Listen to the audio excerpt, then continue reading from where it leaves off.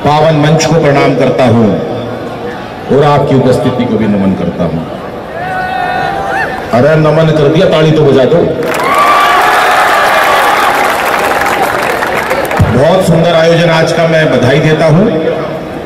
और दिल्ली के अंदर बहुत कॉलेजों में कार्यक्रम करते हैं साहब, और ऐसा लगता है कि दिल्ली से ज्यादा जो IIT है या कहीं पर भी जो स्टूडेंट सुनते हैं बहुत अच्छा सुनते हैं। लेकिन आज ये एहसास हुआ चंडीगढ़ अपने आप में विशेष है साहब। चंडीगढ़ के लोग और भी बेहतर सुनते हैं। और ये जो सिक्योरिटी गार्ड लगा रखे, अगर ये अपनी बंदूक नीचे कर ले तो और ज्यादा एंजॉय करेंगे बच्चे। आप भी एंजॉय करो, बिल्कुल मस्ती से सुनना है साहब, मस्ती से पढ़ना। आज मस्ती का ही दिन है और मैं तो बधाई देता हूं। मैं तो मूलतः हरियाणा का हूं भाई साहब। पंजाब हो, हरियाणा हो, राजस्थान हो, उत्तर प्रदेश हो, इनमें चोली दामन का साथ है। वो कि राजस्थानी से पूछ लिया, हमारे यहाँ जाट होते हैं, उनके यहाँ राजपूत होते हैं। हम बोले जी आपकी क्या खासियत है? राजस्थानी बोला जी अपनी बात पर जान दे दें। हम पंजाब और हरियाणा वालों से पूछा भाई तुम्हारे में क्या खासियत है? बोला जी बिना बात जान दे दें। तो हमारा तो भाई साहब बिल्कुल देसी मामला है। आदरणीय बैठे हैं सोही साहब, त्रिलोक जी, प्रणाम करता हूं। कवि सम्मेलनों में जाते हैं लोग बहुत अच्छा सुनते हैं साहब, बहुत ताली बजाते हैं। एक कवि सम्मेलन में चला गया भाई साहब, मैं 1 घंटे लगा रहा, एक ताली नहीं बजाई। पता नहीं कहां से ठूठ बुला रखे थे सारे।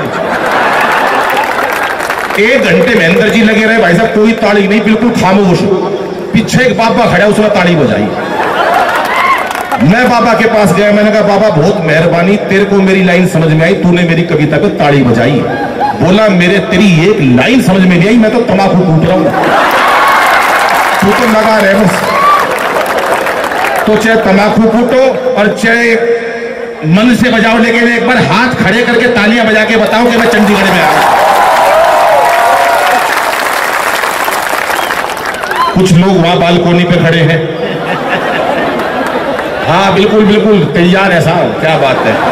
वो वह पूछ रहा था भाई मैथ के कितने हैं, सबने ताली बजा दी। इंजीनियर कितने हैं?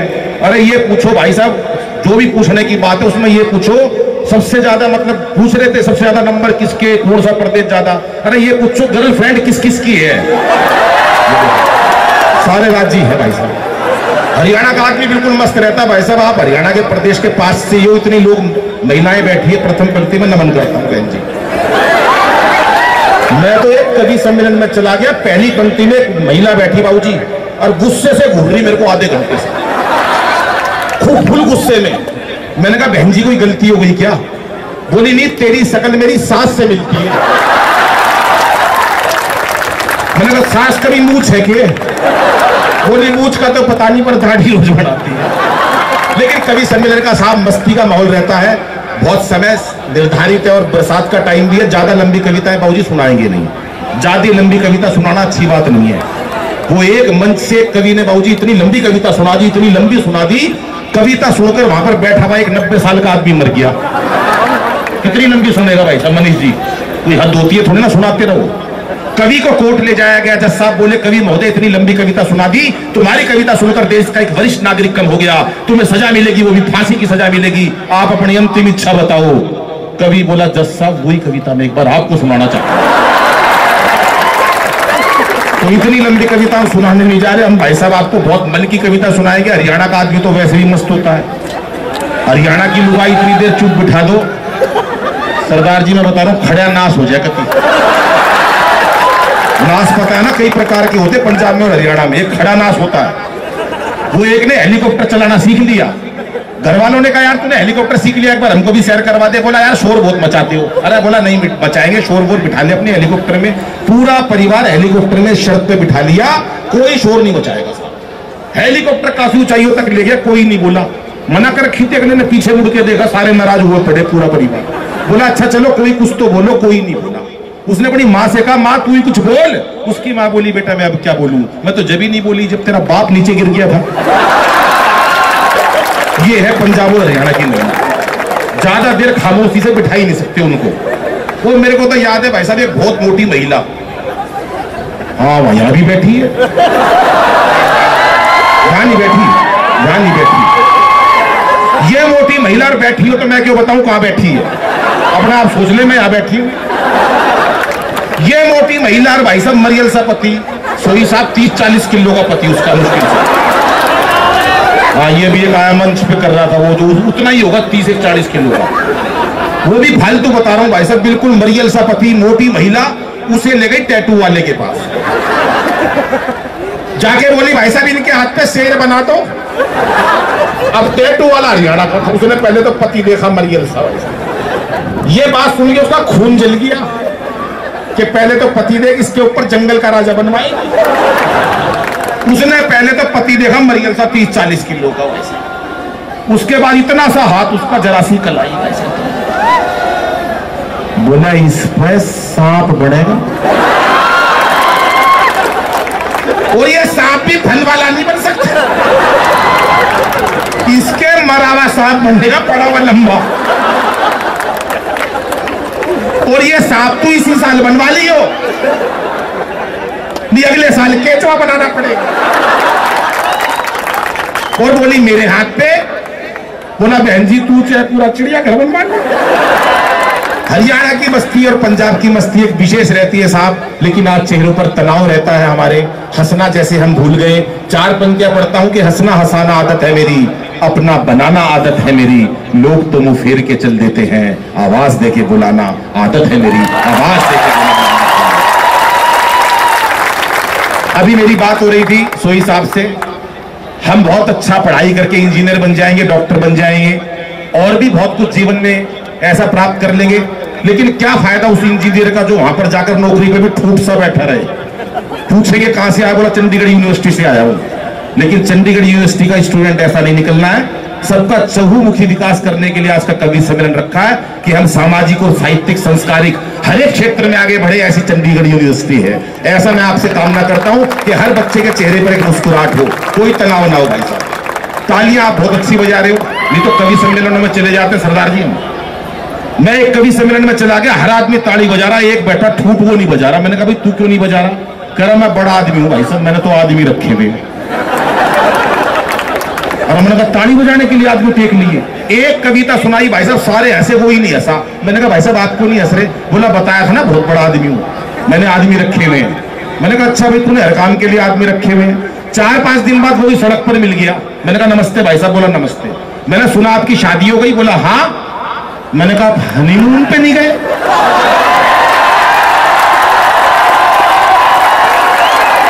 नहीं, यहाँ किसी ने नहीं रखे हुए, यहाँ सारे मसल हो गए। यहाँ बिल्कुल मस्ती की बात है। आइए साहब 4 राजनीति की बातों से जोड़ता हूँ। और हरियाणा का प्रदेश ऐसा, वहां तो बुजुर्ग भी ऐसा। मेट्रो दिल्ली में चलती है, सरदार जी ने मेट्रो में बैठ लिया। एक ताऊ मिल गया मेरे को हरियाणा का, मेरे से बोला रहा छोरे तू बलबीर का सैके, पिताजी के नाम से पूछ लेते उसका है क्या? और अब बोला छोरे बलबीर का सैके। मैं बोला ना ताऊ मैं बलबीर का को नहीं। उसके कहा चाहे 2 मिनट बाद फिर पूछ लिया। और अब बोला छोरे तू बलबीर का सैके। मैंने कहा ताऊ 3 बार मना कर दी, बलबीर का को नहीं। पर भाई साहब उसके कोई चैन नहीं, हरियाणा का बुड्ढा तो ऊट होता। दोबारा फिर पूछने लगा छोरे बलबीर का सैके। मैंने भी गुस्से में कह दी हाँ बलबीर का हूं।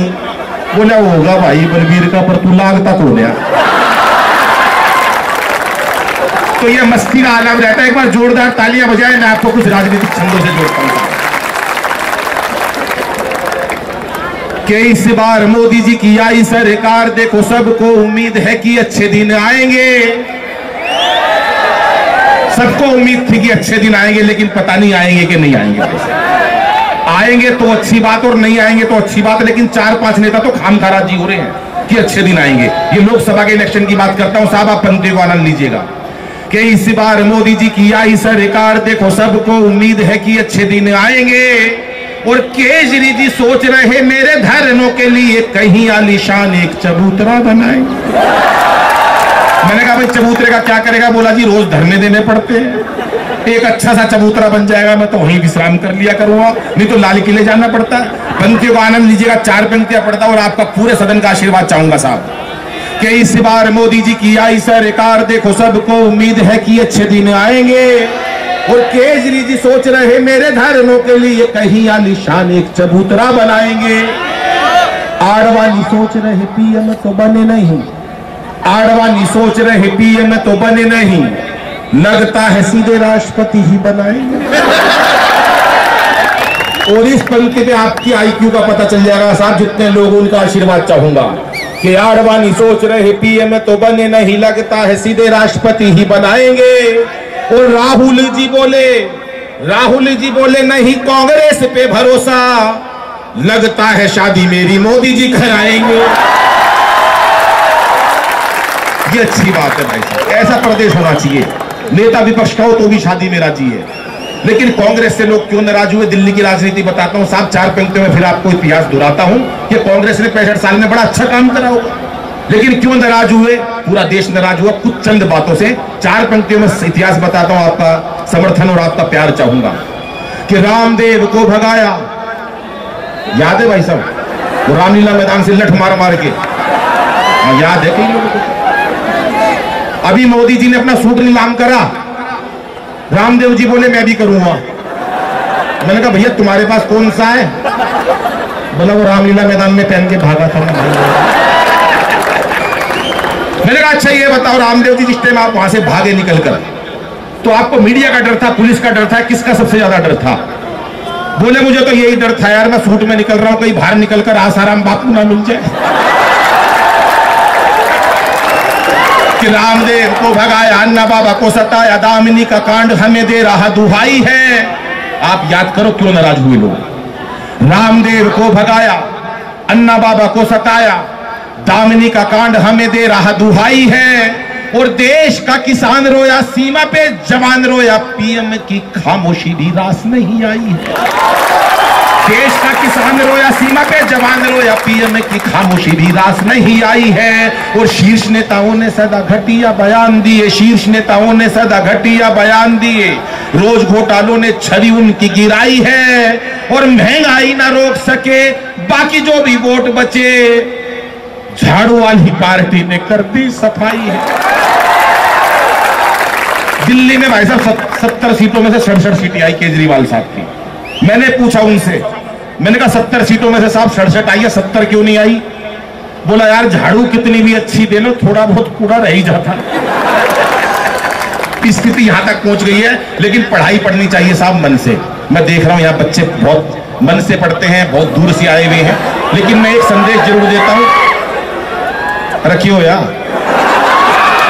अच्छा एक आधा आदमी जरूर बुलाते कवि सम्मेलनों में ऐसा, भाई साहब इसको एक गैस की गोली दे दो, इसका 1 घंटा हो गया चैन नहीं ले रहा। कई बार आदरणीय सुनील शर्मा जी ने भी कह ली, या वो अभी देखो मोदी जी ने एक बयान दिया कि ना खाऊंगा और ना खाने दूंगा।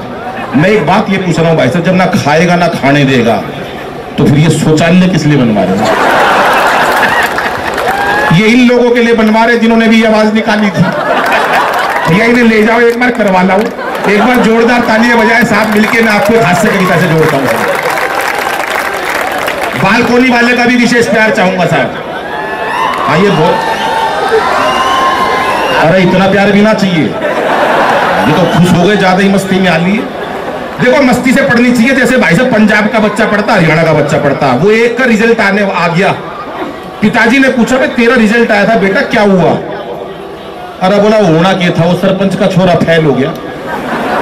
बोला मैं तेरी पूछू हूं, तू क्या सरपंच का फेल हो गया? महाराज तेरा क्या हुआ? बोले इससे ज्यादा क्या कहूँ, डॉक्टर का लड़का फेल हो गया। बोला सरपंच का हो गया, डॉक्टर का हो गया, और तेरा क्या हुआ? बोले जो हमारे स्कूल के प्रिंसिपल है उनका बेटा भी फेल हो गया। अरे बोला अपनी बता महाराज तेरा क्या हुआ? बोला फिर पिताजी तू कौन सा प्रधानमंत्री लाग रहा है, तेरा भी निमट लिया। तो ऐसी पढ़ाई मस्ती के साथ मैं इस चंडीगढ़ यूनिवर्सिटी के सभी छात्रों से निवेदन करूंगा कि आप ऐसी पढ़ाई पढ़ें जो देश में अपना नाम ऊंचा हो, इस संस्था का नाम हो और हमारे प्रधान जी का नाम ऊंचा हो। सरदार जी बैठे, मैं प्रणाम करता हूं।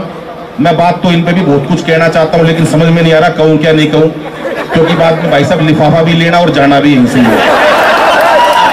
हाँ जी हाँ, नहीं पर एक बात मेरी इनसे जरूर हुई थी, वो मैं जरूर बताऊंगा, चाहे लिफाफा मिले चाहे ना मिले। पीछे मेरे से इनका फोन आया कि अनिल भाई मेरा स्वास्थ्य ठीक नहीं रहता। मैंने कहा स्वास्थ्य ठीक नहीं रहता साहब, आप सुबह सुबह घूमने चले जाया करो। बोले यार क्या करूं अनिल भाई, आंख ही नहीं खुलती। मैंने कहा जी एक नौकर रख लो। इन्होंने 10,000 रुपए महीने का एक नौकर रख लिया जो सिर्फ जगाएगा 5 बजे। अब इन्होंने वो नौकर रख लिया साहब, ये सोने लगे 9 बजे। भाई साहब नौकर ने इनको से इन्होंने पूछा भाई मैंने तेरे को 10,000 रुपए महीना में रखा हुआ है, कम से कम तू जगाता मेरे को इसी काम के लिए रखा, तूने जगाया क्यों नहीं? बोला जी मैंने तो आपको जगाया भी था, आप तो घूम के भी आ गए। बोले मैं दुनिया को सिखाता हूं, ये मेरे को सिखा रहा है। मैं कब घूम के आ गया भैया? बोला जी मैंने आपको 5 बजे जगाया था, आपने एक करवट उधर ली, एक करवट उधर ली। मैंने सोचा बड़े आदमी इससे ज्यादा क्या घूमते हो। एक बार पूरी कमेटी के लिए तालियां बजाएं साहब, आपको ऐसे शिक्षक मिलेंगे। हास्य व्यंग की कविता भाई साहब कहां से परिवार से मैंने निकाला है उस हास्य व्यंग को। आजकल चुटकुले टिप्पणियों के माध्यम से पूरा देश हंसा रहा है, लेकिन हम कवि हैं और अपना दायित्व पूरा करते हैं। सब टीवी होगा क्या बात है, पूरे देश ने इस कविता को पसंद किया। मैं आपका ध्यान चाहूंगा और मस्ती के साथ, लेकिन इस कविता से सिर्फ एक बात सीखनी है कि हमको टेंशन नहीं लेनी साहब। टेंशन में नहीं पढ़ना, किसी तनाव में नहीं पढ़ना, मस्ती के साथ पढ़ना है। कविता से आप आश्चर्य लिए और आप सभी आनंद लीजिएगा साहब। कि आजकल के बच्चे गजब ढा रहे हैं, आजकल के बच्चे गजब ढा रहे हैं परीक्षाओं में। भाई साहब पता नहीं क्यों इतने नंबर ला रहे हैं। आजकल के बच्चे गजब ढा रहे हैं परीक्षाओं में, पता नहीं क्यों इतने नंबर ला रहे हैं। हम तो 7-8 भाई थे, पढ़ाई में खूब दिल लगाया करते, तब जाके सबके मिला के 60-70% आया करते पूरे परिवार के। हौसले इतने बुलंद, कभी उदास नहीं हुए। हौसले इतने बुलंद, कभी उदास नहीं हुए। एक साल में 2 भाइयों से ज्यादा पास नहीं हुए, इतने ही होते थे। घर वालों ने जो पुस्तक एक बार दिलवा दी, बहन जी तो समझ गए, घर वालों ने जो पुस्तक एक बार दिलवा दी, भाई साहब सारी उम्र वही चला दी। छोटे वाला भाई कई ट्यूशन पढ़ा, पूरा जोर लगा लिया, अगली क्लास में नहीं चढ़ा। दरअसल उसे जबरदस्ती स्कूल में डलवा दिया, दरअसल उसे जबरदस्ती स्कूल में डलवा दिया। पहली कक्षा में दाखिल कराया था, 5 साल बाद पहली से उठा लिया, वही पाया उसी बेंच पे। और इस पंक्ति में पूरे सदन का फिर आशीर्वाद चाहूंगा कि 12वीं कक्षा में, देखो मेरा अनुसरण नहीं करना, सिर्फ मेरे से मस्ती सीखनी है कि आपको बिल्कुल तनाव रहित होकर पढ़ना है, लेकिन नंबर बहुत अच्छे लाने हैं। 12वीं कक्षा में मेरे अकेले के प्रथम पंक्ति का विशेष दायित्व रहता है साहब। सबकी तालियां चाहूंगा जितने लोग खड़े हैं। माइक वाला कहां है? हाँ, तेरा भी चाहूंगा आशीर्वाद।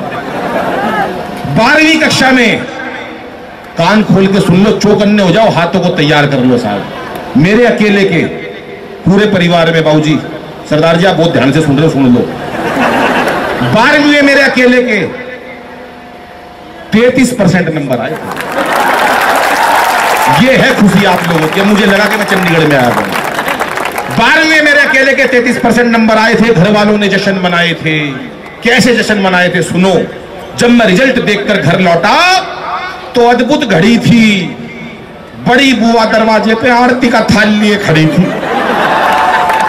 कहने लगी बच्चे ने इतिहास रच दिया। और इसी खुशी में सवेरे की सवामनी, शाम का भंडारा रख दिया। 33% में भंडारे होते थे। और पिताजी ने खुशी खुशी में पूरे घर में सफेदी करवा दी कि बेटे के 33 आए हैं। पिताजी ने पूरे घर में सफेदी करवा दी और मार्कशीट शीशे में जड़वा के ड्राइंग रूम में टंगवा दी। रिश्तेदारों को दिखाऊंगा।